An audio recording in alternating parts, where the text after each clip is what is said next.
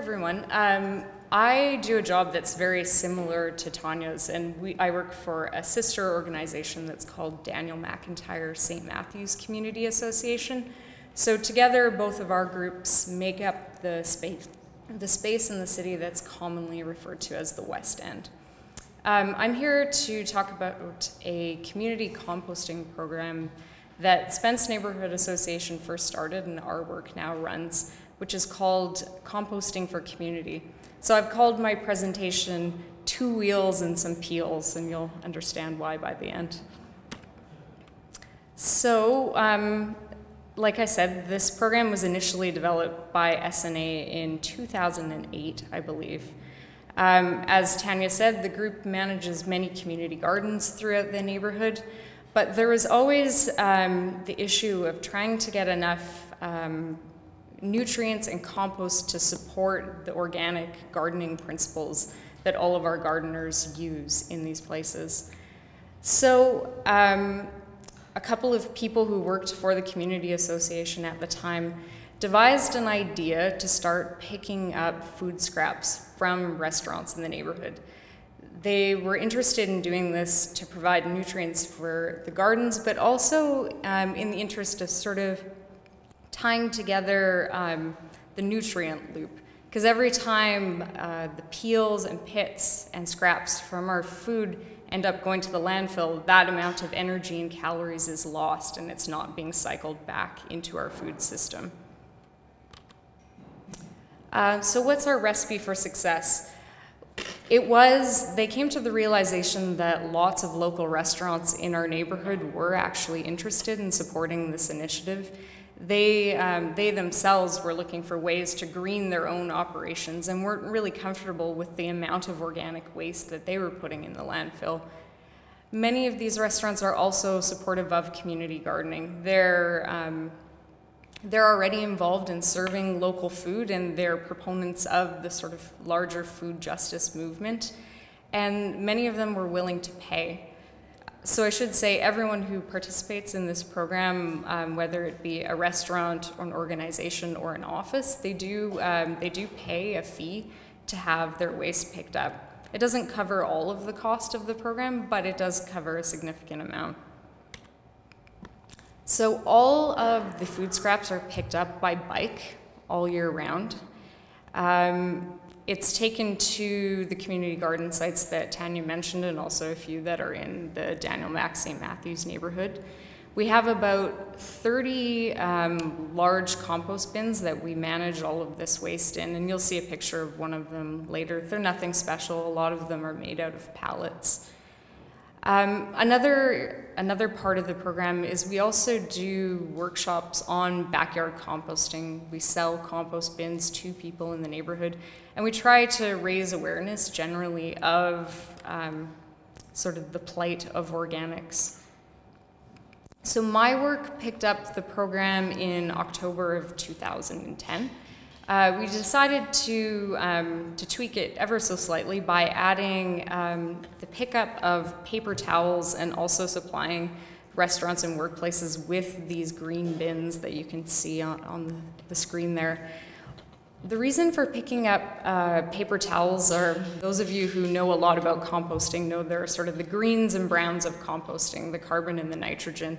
So the paper towels provide us with a carbon source, which is the hardest part of the program for us. We also do, we have leaf drop-offs because leaves are another important source of carbon that we use in all of our sites. So if you go and look behind my office right now, it looks pretty bad, but we have a massive heap of garbage bags that are full of leaves waiting to be disseminated out to all of the different community garden sites.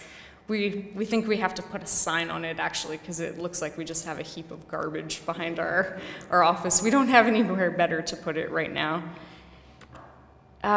So who participates? For those of you who attend U of W, you're probably familiar with most of these places. They're surrounding the university.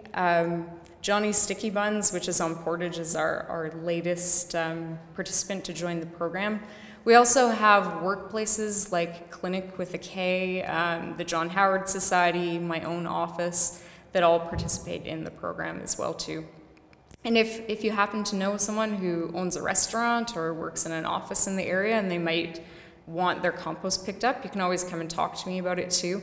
The only constraint is we do have to keep it fairly localized because someone is picking up the compost by bike, and at times they can have a trailer full of about 200 pounds of compost, so we don't want them going too far to get it.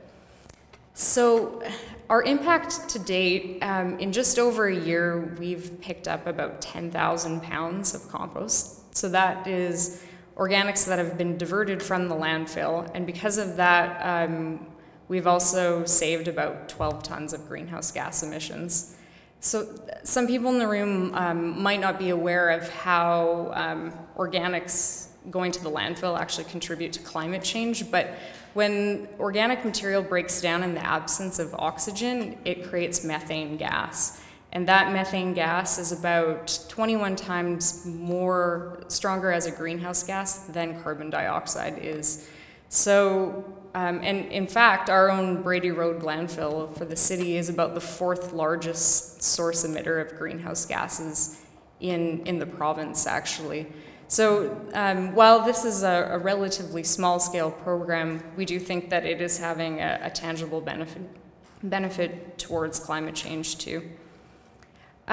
These graphs don't encapsulate the full amount of time that the program's been running for, but just to give you a bit of a sense of how much is being picked up from when we started to August of last year. So that was our largest month to date, and about 2,000 pounds were being picked up in that month.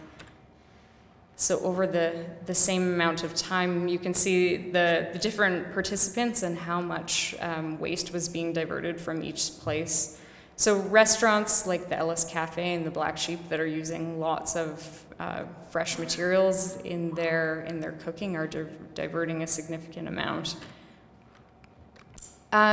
So just in sort of wrapping up, things that have been really important to us in having this program work successfully are education.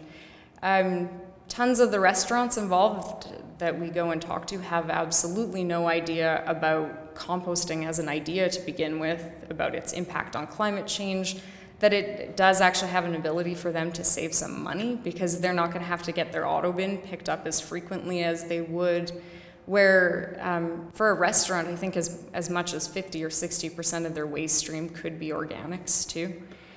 Signage within restaurants is really important too, because there's all sorts of different kitchen staff working, and we've tried to create signs that indicate what can go in the compost bins and what can't without using words too, so they're all visual so that people who understand different languages can use that as well too. We, part of our doing the bin sale in our neighborhood is as much about getting people composting as letting them know that we are a resource for their questions, because we hear all too often, oh, you know, I got a compost bin, I started doing it, didn't know what I was doing, it didn't work out well, and I abandoned the whole process. So I've even volunteered to go out to people's yards and have a look at their bins for them if they're having problems. Making friends with arborists. This has been another great way of getting a source of browns for us. When trees are cut down in our neighborhood, the arborists actually have to pay to take all of the tree remains to the dump. So we've made a connection with a few of them, and we get big piles of wood chips for our community gardens, but also for a source of browns for our composting program. The Master Composter program that's run by the Green Action Center has been a huge resource to us. If anyone is interested, it's about 40 hours of compost education that's provided for free, but you in turn then have to go out and educate other people about composting. If you want to know more about that, I can tell you after too. Lastly, I've put ask and ask again.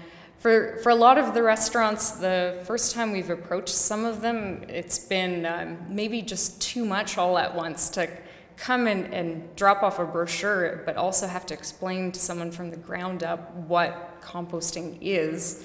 We've figured out it needs a little bit of time to sort of permeate with them, for them to talk to maybe members of their families or their neighbors. Is this something you do? This isn't weird if we signed up for it, was it? Especially in our neighborhood where there's a lot of ethnic restaurants and a lot of people who don't speak English as their first language. That's something that we're trying to figure out how we can recruit more of those restaurants to be part of the program. Yeah, that's about all I have to say.